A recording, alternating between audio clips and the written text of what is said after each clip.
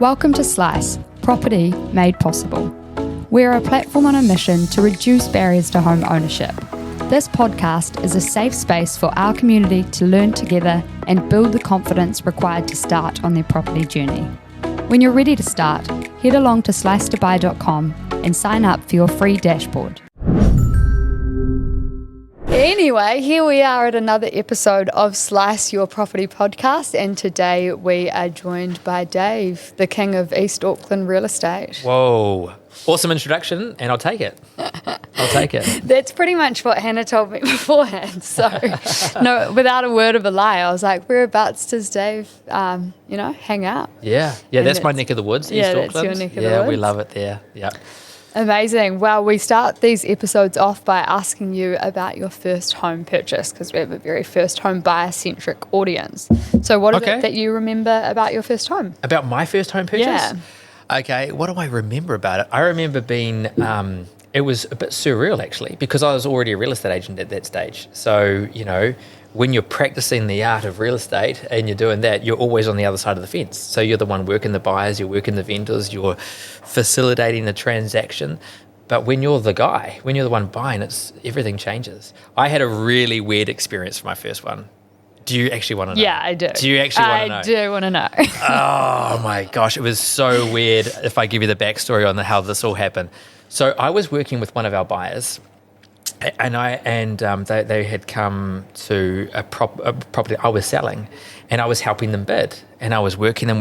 They were really in fierce competition with another buyer, bidding up, and we got them to a substantial level, and eventually she just bowed out. She said, "I can't go any further than that."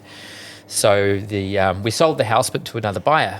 So then I took this buyer outside, and I said, "Oh, don't worry, we'll find you something else. We'll find you something else." And she goes, Actually, I've found another property that I'm looking to bid on, and I'm going to the auction tomorrow. And she gave me the name of the address, and that was the property that I was personally looking at buying. So now here I am. I'm going to have to contend. I'm going to have to bid with someone you were trying to help. With someone I was trying to help buy another house. so bad. It's like, so we were rivals. We were like working together, and now all of a sudden it just changed the energy. And she just kind of looked at me, and I said, "I think I'm going to be at that auction too." She goes, "Oh, you've got a buyer?" I said, "No, I'm the buyer. I'm going to be about," and she looked at me and she's like, She's a Chinese lady, and she goes, "Oh, I'm not like you now." Oh, fair enough. So I was like, and then I was nervous because I was like, I seen what she's bid to, and I was like, this is not, because I'd actually pulled the auction forward. Yeah, what, by making the offer? I made an offer on the house. Yeah. I'd pulled the aucking forward. I was thinking, this is hopefully going to be good. Hopefully it can just get accepted. And the thing is like, did you know her budget though, because you were helping her? Well, I knew how far she could go. I mean, everyone says I've got a flexible budget sort of depending on the house that I'm looking at. And the house that she was looking at before was a higher profile house. And she was able to go well beyond what I was looking to pay at this other house. So I knew she had cash. Yeah. So that made me nervous. Yeah. That made me nervous. So I had to meet her the next day at the auction. And then I'm rocking up in all my casual gears. I'm no longer an agent. I'm just a buyer. And your car keys. Oh, my car keys. Ready to buy a house. And you were successful though. I was Did successful. she bid against you? She did. So what I did, here's a little tip. So when I'm bidding, I stood back to start with. That was I just waited to see what was going to happen. Because I'd made the pre-auction offer, I had the luxury of sitting back and watching because I was the only one that knew where the auction was going to start at. Yeah. And so, and then the auction went for it. And then there was two other people. And then they just went hammer and tongs against one another. So I let them just play it out for a while. Yeah. And then it eventually just kind of teetered out. It just, plateaued. And then it just got down to, it just stalled. And then they'd been going back and forth with a lot of $1,000 bids. So they're kind of buying it brick by brick. Yeah. The old Japanese drip torture, just $1,000, Thinking it's like between them, they're the only ones there in the room. And I'm just sitting watching it. And then they were just doing $1,000 bids back and forth. And then once that teetered completely out, I waited about a minute and we went $2,000, just real casually, $2,000. And they both all just looked at me and they thought that I was just beginning. I'd just come in and I'd come in with just a slightly higher increment than what they'd be bidding. Yeah.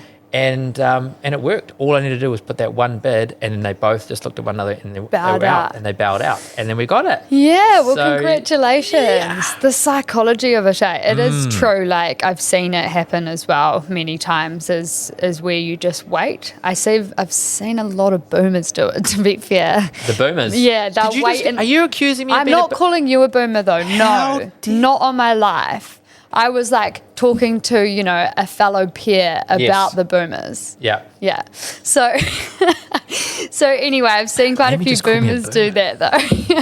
First home buyers and stuff will go in there, bid against each other, and then at the last minute, someone who knew that they had budget all along and was just going to dive in does it, and it is disheartening. So it is quite a psychological tactic. It is definitely one technique. It doesn't always work that way though. No, other times if you just lead the bidding, lead it strong and go all the way, that can Sometimes, be. Yeah. so this was a case where we'd actually made the pre-auction offer. So Yeah. if I hadn't have done that, I probably would have come in strong at the start. It's good to let people know that you're there and you're there for business. Yeah. So, and sometimes if you do that and you've got a couple of strong bids off the start, people go, this guy's just going to hit.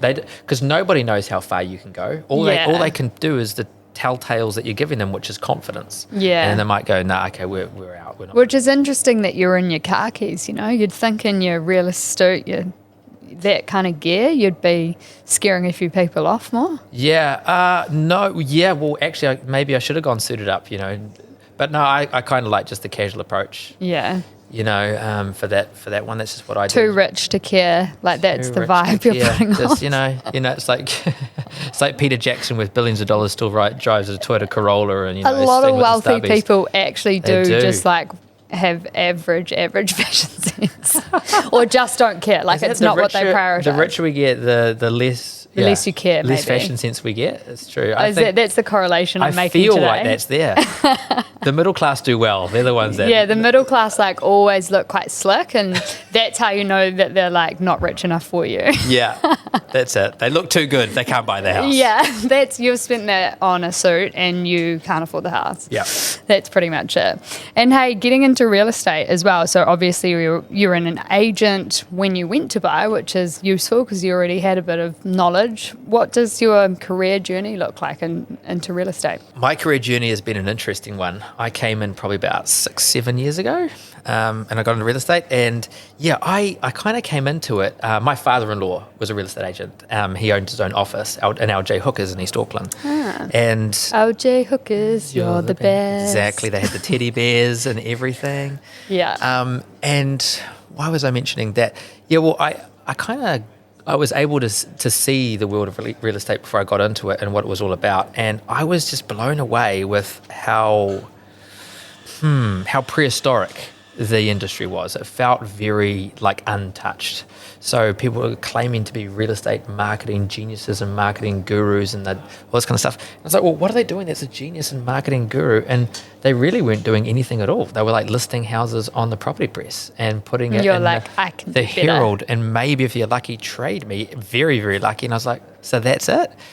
So I came from a sales background. I was thinking, man, I can sell better than that. I can market better than that. And I've seen people that can market hamburgers and vacuum cleaners better than you guys are marketing people's biggest assets. Yeah. Okay, we'll do something about it. So I saw a bit of a blank canvas opportunity. So then I came into it, and I really was a part of the very, very beginning of bringing film. So I got known very, very quickly because I brought a lot of my film and television background into the industry, and so made videos and stuff, went viral. So we really capitalized on those digital platforms real early. And so within very, very short amount of time. So we've got different classes in Ray White, like executive, premier, elite, chairman's elite. Within a few years, I was already at the top 1% in New Zealand. And now I'm the number one in East Auckland for Ray White. King of East Auckland. Yeah, within 6 years. And so a lot of that was just due to the way our approach to marketing and making sure that houses were seen correctly, because I think that's when someone's giving you the task of marketing their property, they want to make sure that the entirety of the market is seen, that the right people that need to know about that house know about that house. And positioning of that house as well, in terms of what's available in the market. I think, speaking about sales and marketing, obviously you had that background and a bit of expertise that you could bring in to make the space your own and make your own kind of personal brand with what your offering is. random train of thought, but how do you see the importance of interior design in that sales process as well? Massive. Yeah, because I've walked through some properties and been like, yuck, and half the time it's because they don't like the furniture or right. something, you know? Yeah, we're funny people. We're like, humans are funny that way. You know, what puts us off properties and what gets us in, especially depending on what tier of house you're looking at. But like the staging industry has boomed in the last 10 years. I mean, if you go back just a little over 10 years ago, you weren't really seeing a lot of that at all. About 10, 15 years ago, virtually, like it was just like how the person had the house. That's how my house. That's how you sell the house like that.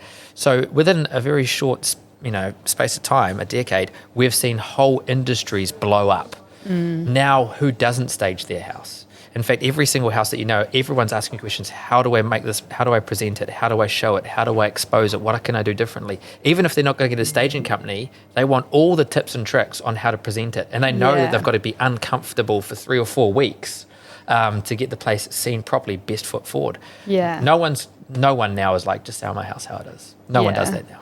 With my weird, intricate kind of interior design. No. Exactly. It's interesting because I've thought about that. And I guess that's, from a buyer perspective, something worth thinking about is actually don't get distracted by the glitz and glamour and the staging and the interior of a house. Like, try and look past what, has been put in front of you, because actually when it's empty, it might not look as cool with all of your furniture, especially if you can't afford it when you've just bought a house. Yeah, it's hard to train yourself to just look at the walls. Yeah, but actually just getting a bit more... You're actually looking at the configuration and you're looking for opportunity and scope. If you can knock a wall down, if you can get another bedroom, how you can do that.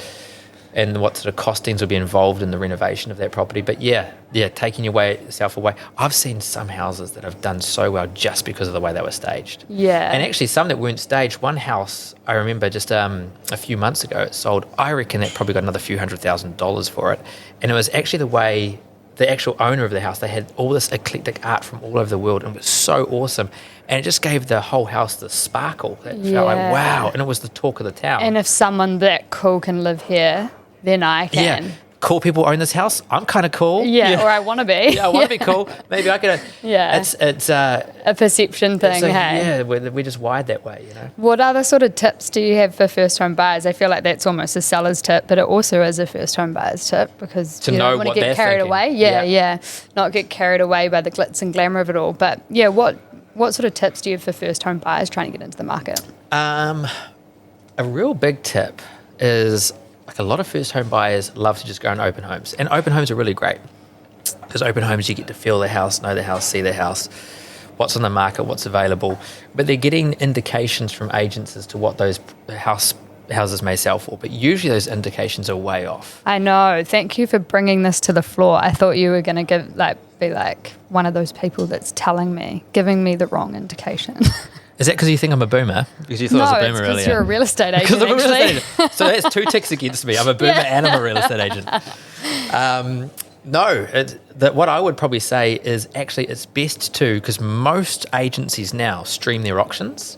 So you can, from the comfort of your own home, watch those auctions. So go to the open homes. See what value they're going for. See what they're selling for. See the difference between maybe what real estate agents are quoting and indicating versus what they're actually selling for. Because what you'll find is actually sometimes the buyers will have a better understanding for the market of the type of house they're looking for than the agents they're talking to. Yeah.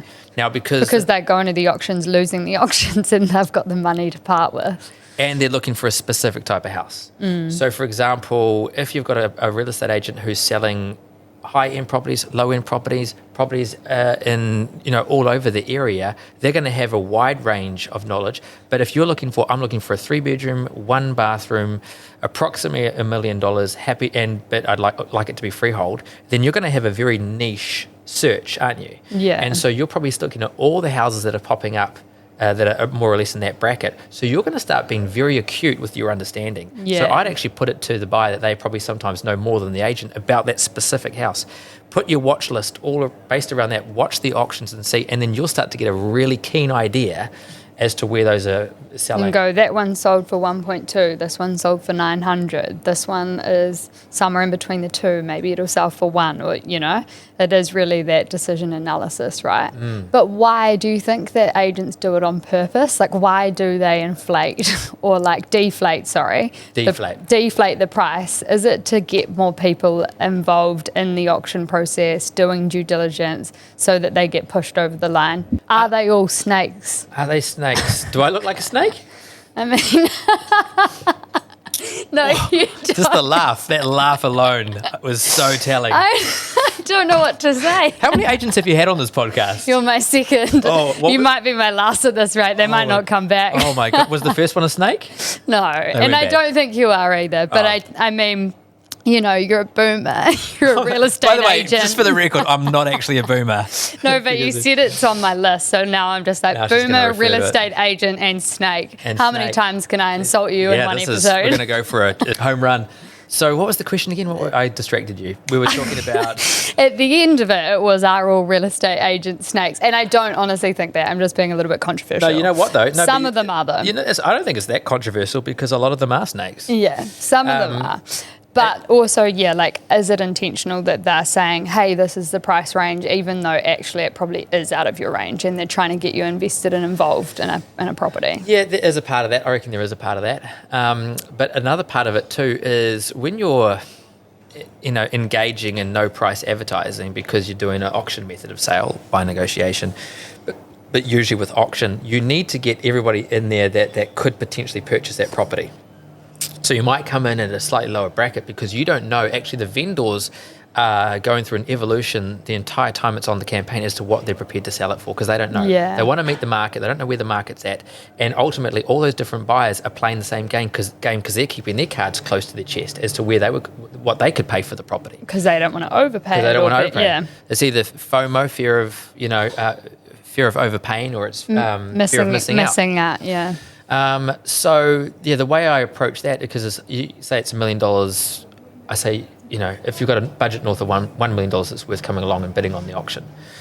And then it sells for 1.1. And you go, oh, well, you told me around $1 million. It's like, no, I didn't tell you $1 million. I said it's probably going to be north of $1 million, but if you've got a budget north of $1 million, it's worth coming through and comparing it with other ones that you're seeing on the market. Because if there was no one if you didn't contend with someone else that just magically had that extra $100,000, it could have gone for $1 million.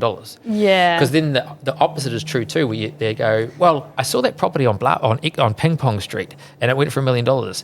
You told me it was going to be at least $1 million. Or 1.1. So if I'd done that, then I've burnt you off and you could have purchased it. Yeah. So we don't know what it's going to sell for. Yeah, so it's a challenging thing. And I guess the other thing is, to your point, it depends who's there in the room, what a property will go for. So the agent's role is to get enough people in the room to have it go for, the best price for the seller. And I've seen auctions brought forward. It's crazy to think about this now, but there was an auction that I was looking at when I ended up buying my first house in Raglan, but I was looking out Birkenhead, Birkdale, that area, and everything was tipping into $1 million, and I was buying by myself. I did not have that. And then this one property sold for 700 or something like that a few years ago. And it's because someone made an offer, brought the auction forward, and no one turned up. So those opportunities can occur, albeit infrequently, but what you did by placing that offer and bringing it forward, hopefully you do shake out some of the competition. Yeah, that's the whole plan. That's the whole idea, when you make those offers, they have to be at a competitive, place or reasonable enough. They have to be enough that the seller sees sense and goes, actually, okay, well, if no one else was to bid, I'd be okay with that number. Oh, sorry, can I just say something else that I remember to that point? Is because sometimes... Better be good. This will be good. I only bring up gold. Okay.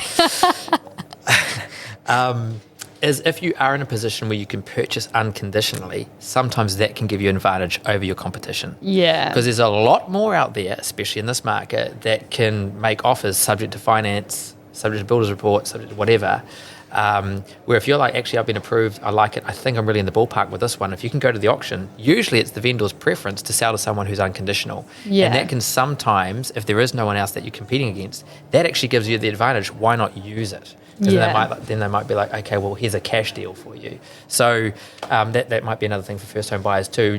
Find out from the agent where the other competition is. If you're the only one that's cashed up, it might be a good opportunity for you to... Yeah, because a lot of the time you're seeing people that need to sell, so it also might be subject to them selling their property before they can buy that one. And that's a really, loose idea as to whether or not they're going to get that across the line and be able to sell their property. But we took someone through who ended up purchasing in Takapuna, and the people there on the day just didn't have a high enough unconditional offer, but there were a bunch of conditional offers lined up. And in the end, our client won and honestly saved 100,000, if not more, on that property because she was the only one prepared to go unconditional. Yeah. So, yeah. So there's value in the contract. Yeah. There's value in the contract for the seller, and there's value for the buyer there, because it's like, well, if you're willing to do that, because you've come in prepared, because your ducks in a row, because you're offering peace of mind to the seller, they might be prepared to take $100,000 off. Yeah. That's a lot of money. Well, they're just ready to sell. They're committed to sell. They want to get it done. Yeah, and it's like... And yours is the strongest offer that's going to often, if I'm putting two contracts in front of them and one's $1 million and one's 1.1, and the 1.1 has a house to sell, it could be smoke and mirrors. Yeah. Because a lot of the time, those people are making offers with moonbeams in their eyes as to what their own property is worth. They go, oh, yeah, well, easy, because our house is easily worth 900 and it's like an 800 house. Yeah. And so what happens is 6 weeks down the track, that one falls over because they didn't get what they wanted. And you've been mucked around for 6 weeks. You've been mucked around for 6 weeks. And what's the first thing they're going to do when they come back to you? They're going to want to renegotiate the price. Yeah. Oh, we still really like your house, but, we did say $1 million, but would you take 900? Would you take 950 or whatever it is, because we got to sell our house at a certain price. So now you've kind of hitched your wagon to the wrong horse. Yeah. That's the thing. So a strong offer can be an unconditional offer where possible. Yes. But you've got to do your due diligence and make sure that you've got those ducks in a row, which we help with at Slice. We've productised the legal advice around that. So reviewing the documents and supporting them. And you just have to get quicker and quicker at doing that. You just have to get quicker at doing it. And it is super, as I say, there's real value in doing it, because in this situation you can really help to secure the house and get it at a better price potentially. But I do understand the risk of it, because the risk of it is you spend a lot of money and someone else does blow you out of the water. That's $1,000 down the drain. Yeah, but I think you don't know. You don't know, and I think you just have to have an expectation that, in the scheme of things, a couple of $1,000s on due diligence and things like that, it is going to come out in the wash when it comes to making a sound property investment. Well, that's right. $1,000 in a lot, especially if in this situation it saved you an additional $50,000 if you were competing with other conditional buyers. You got to think about it holistically. And equally, doing due diligence could save you hundreds of thousands of dollars if you end up buying a leaky home. Nasty surprises. If you get the wrong thing and the wrong support. Yeah. In terms of what you're seeing in market now, because we've had some interesting changes, we've got the OCR on hold now, and there were some people wondering if that was going to increase. So we're seeing sort of interest rates settle a little bit. Yeah. What are you sort of seeing in market in terms of demand in early 2024?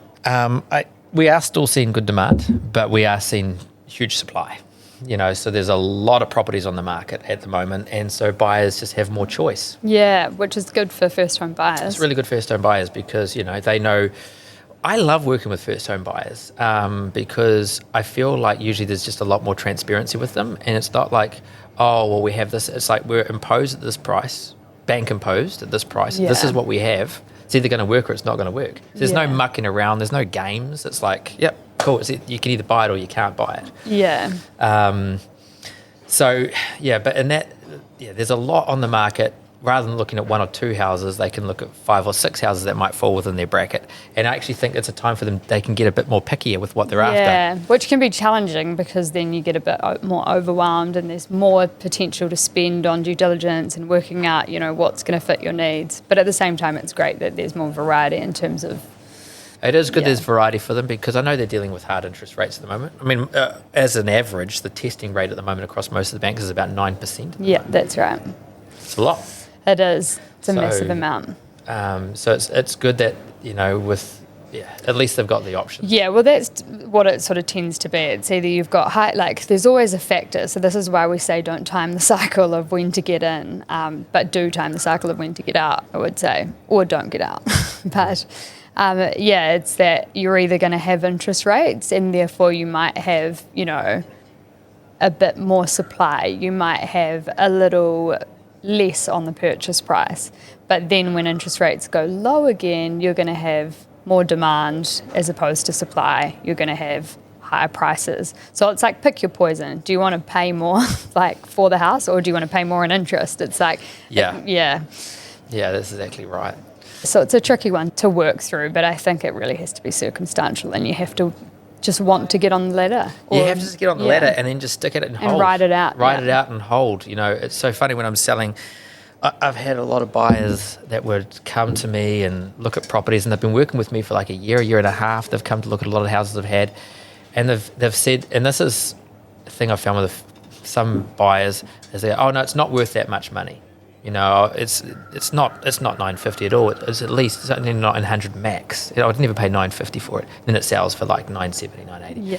So to them. So it's not worth it to them, right? Yeah. And so they miss out because they keep on thinking those properties aren't worth, it's not worth that in their mind. Yeah. But then what happens is they track along a couple of years, they still haven't bought yet. Property prices have skyrocketed, and those property prices in some cases, in this example, they've gone up a couple of $100,000. And now they actually have to earn that couple of $100,000. They've got to go work for that money. That's cash. Yeah. Where if they were just if they gone bit the bullet and gone, because their income hasn't increased at the same rate that the property value has. That's the harsh. Yeah. That's the harsh reality of it. They're not earning. How do you earn another $200,000? Where if they've gone, what's not. I don't think it's worth 920, but if that's where the market's at right now, and they just bit the bullet there, they could have saved themselves a lot of money. But then maybe it would drop back for 3 years, and actually the value of the property is worth slightly less than what they're paying for it. But then over the 10-year period, it doesn't tend to look like that. It tends to bounce up. You don't know exactly how the market's going to behave. No, if we knew exactly how the market is going to behave, we'd all be millionaires. But we can predict certain cycles. We know eventually it's going to. We know land always goes up. We know that there's it's probably one of the best investments that you can make. So sometimes you might overpay, and that might be the perception of the market at the time, but it'll be nothing compared to how long you can hold it for and the gains you're going to make in holding it, if you can hold it. Yeah. Main thing is that you can retain it. Purchase something that you can afford to hold. That's where the mistake is made. Yeah. The mistake isn't made in I might have paid an extra $20,000. The mistake is made in when you made the calculation, did you make it knowing that you can hold on to it? Yeah, that you can afford the repayments for that extra $20,000, or does that $20,000 tip you over the edge? Yeah, and if it does, then maybe then you did overpay for it. In which case, you should have paid $20,000 more for a cheaper house. Do you know what I mean? Yeah. $20,000 more within the range of what you can afford. Exactly. Yeah, exactly. Absolutely. And in terms of your property journey, what do you wish that you knew sooner? Because you bought, obviously, already being an agent, so I imagine you knew a fair bit. But what else could I have known? Yeah. Wish you knew sooner. Wish I knew sooner. I already knew this. I mean, everyone's different. For me, I personally always gravitate towards freehold sections.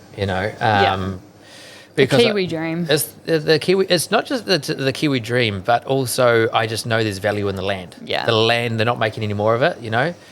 The land making factory is closed for business. Yeah. Sadly, and if anything, we are losing some land to the old climate change. Paris is laughing at me because she's used to all these dad jokes. Boomer jokes. Boomer jokes. But it's not. It's closed for business, and the improvements. When you're doing a house up, so if you're flipping a house, that's great because you're doing it really quickly. Yeah, so you're creating value. You're creating value temporarily. So it's like if you've done it up, it looks all nice and flash, it's all in vogue now, sell it. Because in 15 years' time, all that fashion, all that vogue, all that money, all that improvements you made to it diminishes very, very quickly over time.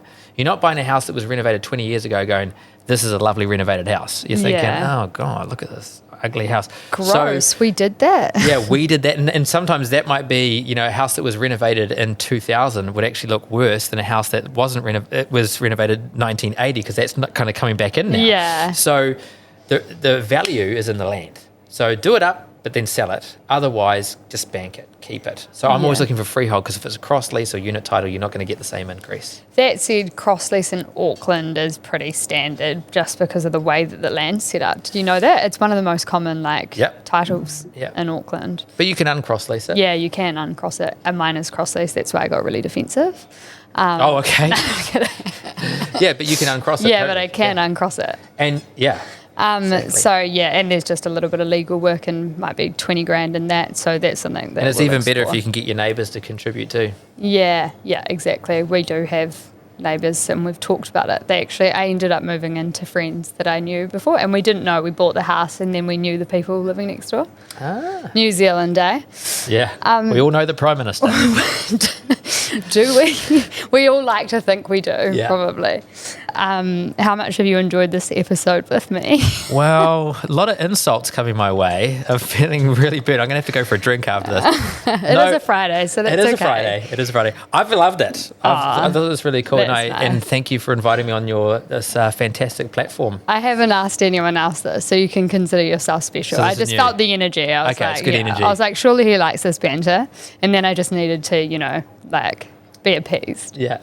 My final question is, if your current house had a doorbell and that doorbell played a theme song, what would it play? Is it LJ Hooker, you're the best? Definitely not that.